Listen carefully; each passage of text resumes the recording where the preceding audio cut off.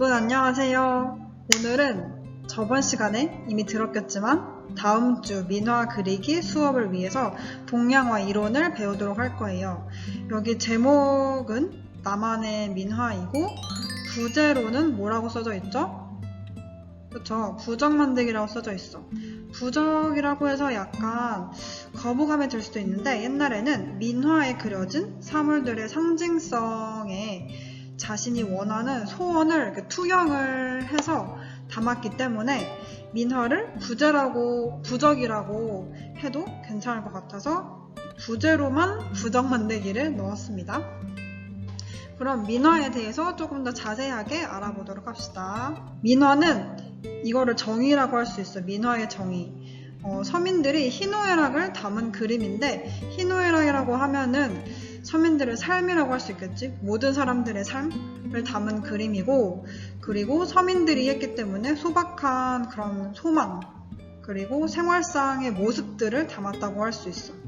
여기서 실용적인 목적이라고 쓰여져 있는데, 실용적인 목적은 실제로 이용되었다라는 뜻으로 이건 집안을 장식하는 용도인 인테리어로 사용을 했다는 뜻입니다. 보면 지금까지도 인테리어가 굉장히 중요하잖아요.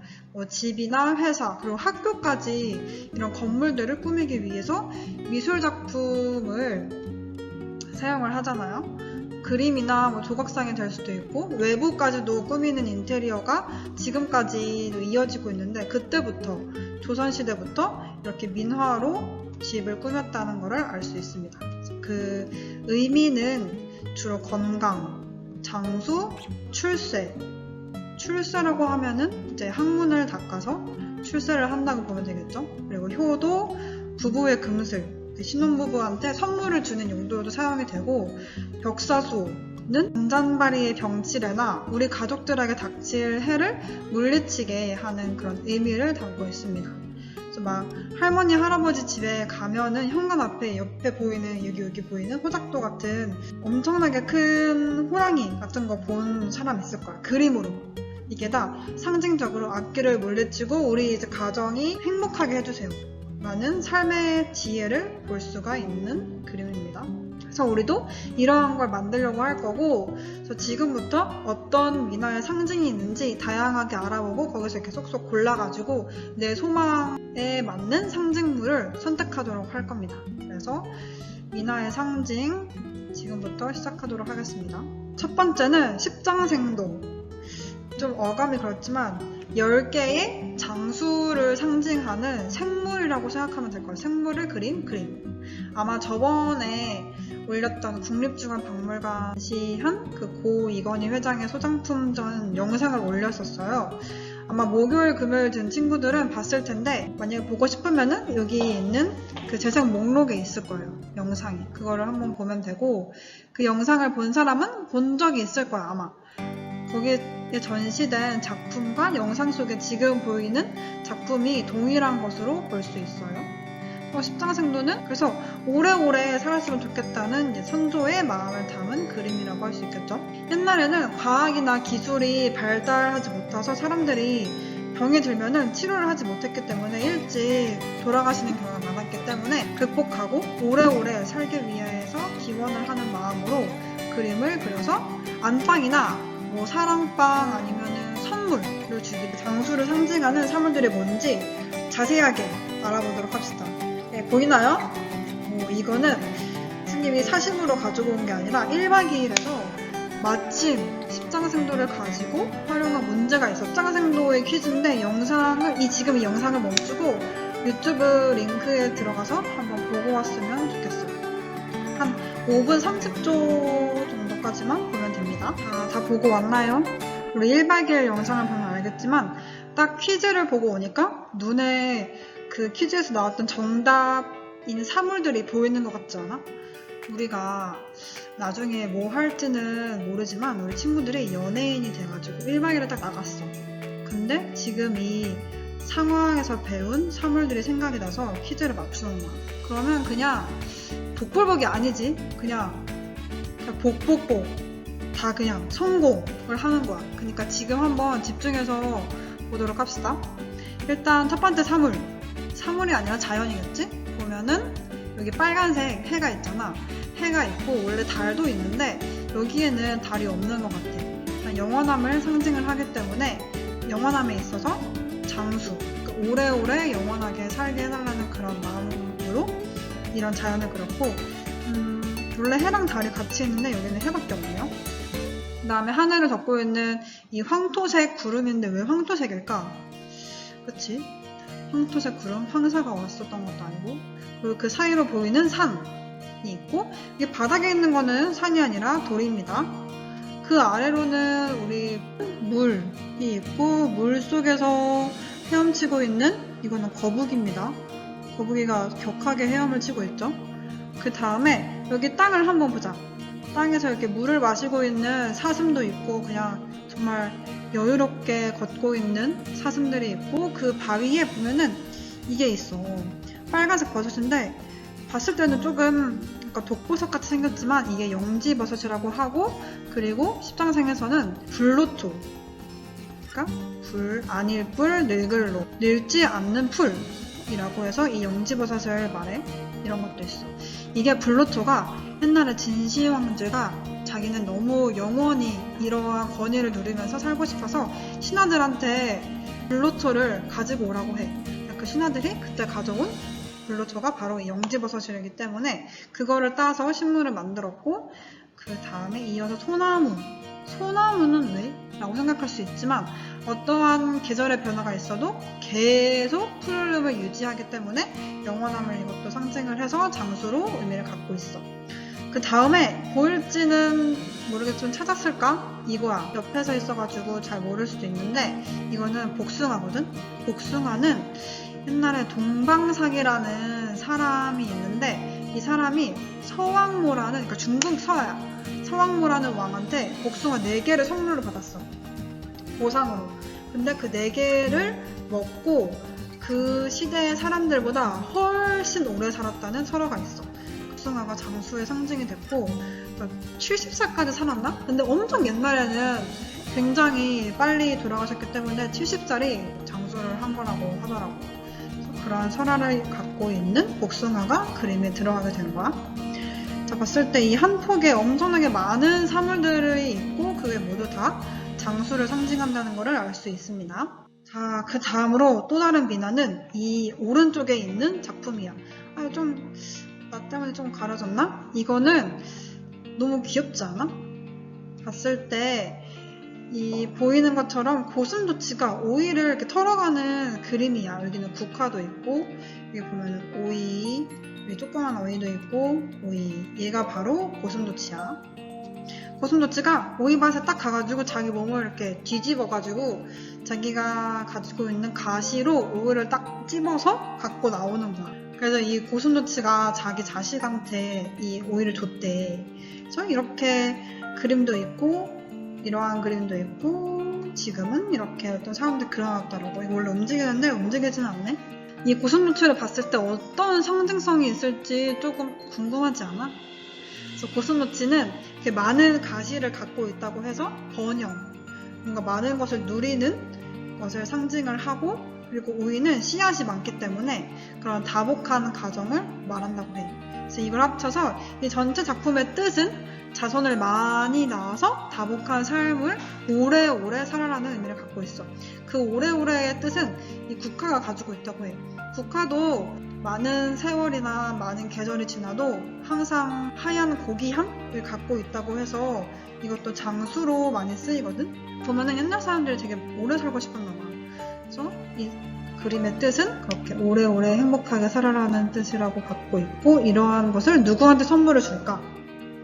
주로 신혼부부한테 이제 새롭게 결혼을 했으니까 행복한 가정을 이루라고 전달하는 선물이라고 할 수 있습니다.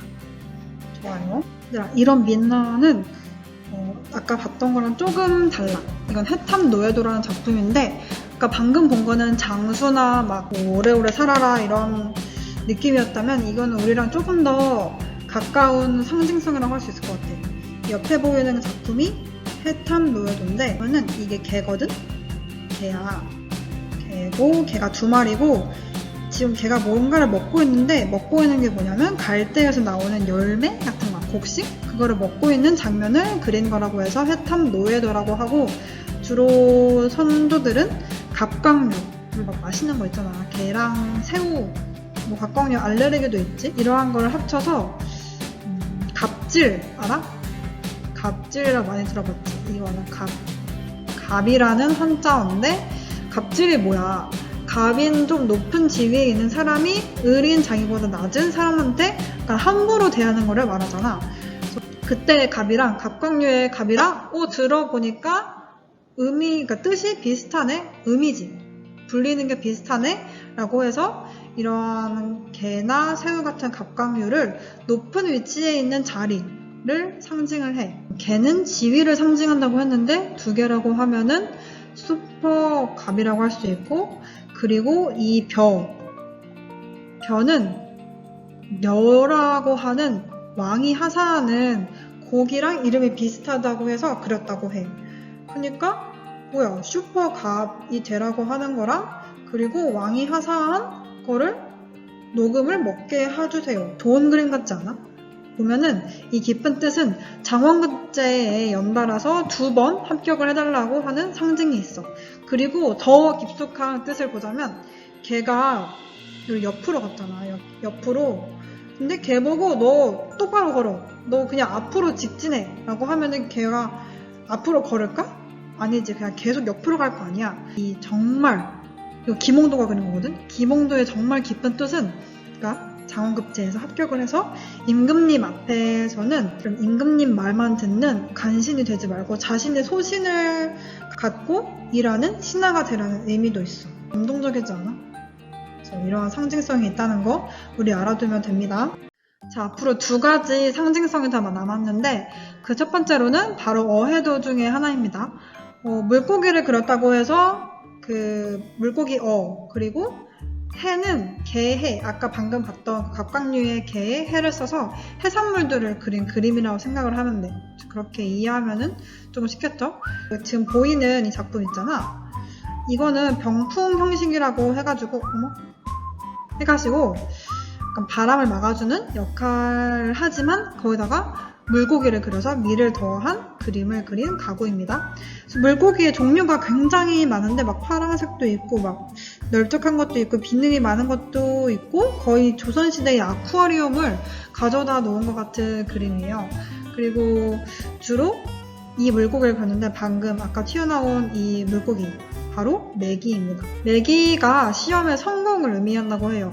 왜냐면 메기랑 잉어 같은 물고기는 강물을 거슬러 와서 알을 낳고 내려가는 물고기의 성질을 갖고 있는데 그 유명한 등용문 설화 들어본 적 있을까? 이 설화는 중국에서 그런 협곡, 막 물살이 막 엄청나게 센, 거세고 막 협곡에 힘센 물고기는 그런 거 상관없이 오를 수 있다.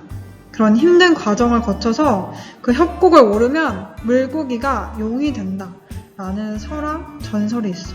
중국에. 그래서 그 협곡을 우리는 등용문이라고 하고 그거를 등용문 설화라고 합니다. 그래서 이런 물살을 거르는 물고기가 바로 메기랑 여기 옆에 보이는 잉어라고 합니다. 이 수능 기원 양리도. 양리도는 등용문의 전설과 같은 이야기를 갖고 있는데 불리는 이름만 다른 겁니다. 그래서 도약하는 잉어라는 뜻으로 그림을 보면 돼요.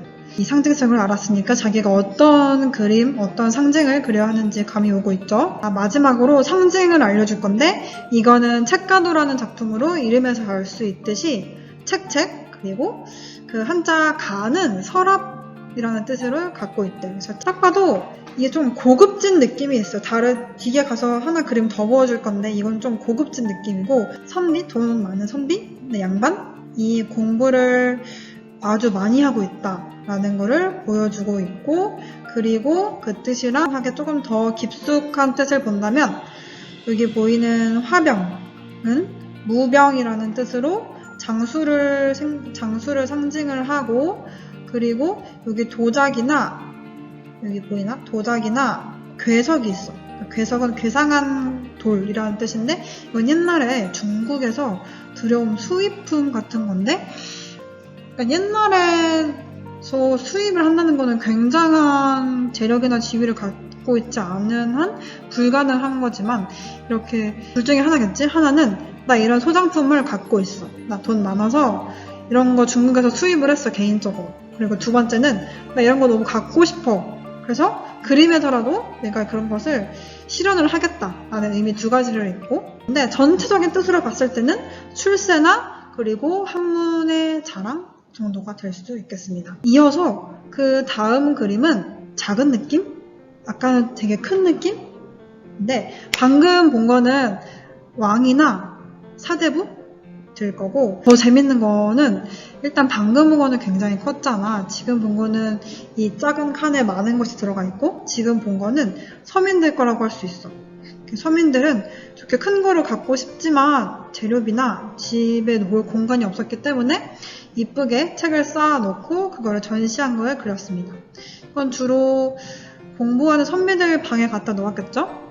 그리고 맨 오른쪽에 있는 거 볼까요? 여백의 미가 느껴지지 않지? 그쵸? 여백의 미가 느껴지지 않죠? 많은 상징을 담고 싶어서 이렇게 그득그득 사물들을 굉장히 많이 넣은 거예요. 그래서 우리도 뭔가 많은 소망을 넣고 싶으면은 굉장히 많이 그리면 되겠죠? 여기 책도 있고, 이 뭐야? 동물도 있고, 동물도 있고, 이거 화병인가? 그리고 이렇게 국화도 있고, 매화라고 중국의 그 그림도 있고, 중국의 꽃도 있고, 도자기도 있고, 굉장히 많죠? 그래서 이렇게 우리 상징성을 다 배워보았. 그래서 우리가 드디어 할 행동은 나만의 부적 만들기라고 썼지만 나만의 민화 만들기로 읽게 될 거고, 이전에 온라인 수업 때 나눠준 활동지를 보면은 내가 기원하는 소망이나 소원을 하나 쓰고 그 해당 내용이 담긴 것들을 찾아보는 거야. 그러니까 내가 만약에 장수하는 거를 원한다 하면은 그 장수에 담겨진 사물들이나 뭐 식물, 과일, 동물들을 찾아서 옆에 쓰고 그거를 가지고 스케치 하는 시간을 갖도록 하겠습니다.